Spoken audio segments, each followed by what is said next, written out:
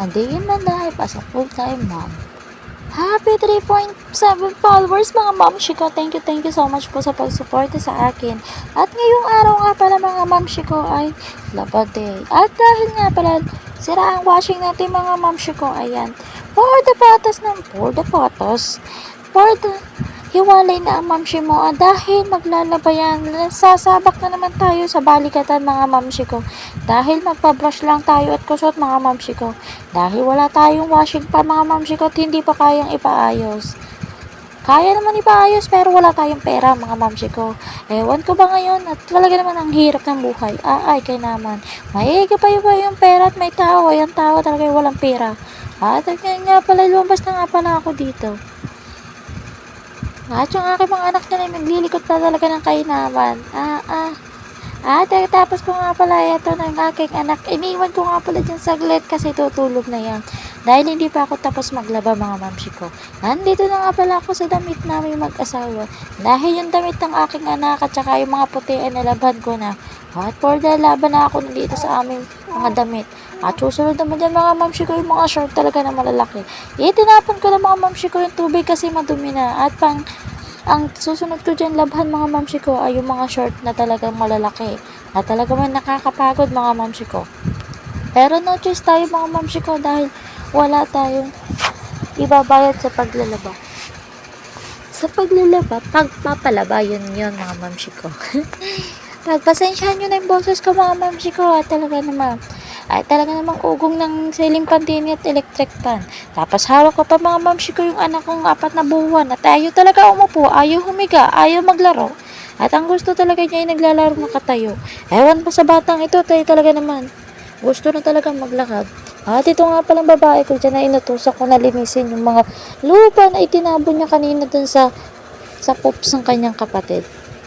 Ay, napagalitan ko pa talaga dyan mga mamshi ko dahil ka naman nalagyan ng lupa talaga yung aking mga nilabang puti. Ay, kaya naman mga bata nga rin. At sinunod ko dyan mga mamshi ko din na yung paglalaba ng mga medyas mga anak ko. Ay, talaga naman na kaya naman mag-medyas. Dinayin ko talaga yung nag-araro mga mamshi ko. Talaga naman, sobrang itim talaga ng mga medyas nila. Kaya talaga bago matapos ako maglaba mga mamshi ko, ang kamay ko talaga isukat na ng Sunrocks. Ay, no choice naman mga mamshi ko talaga naman. At hindi ko naman pwedeng estrobohin yung asawa ko dahil panggabi siya.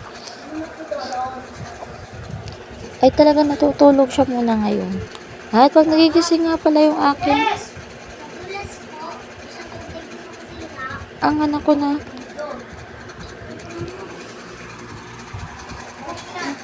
pag nagigising nga pala yung aking anak, ay bumabangon naman siya.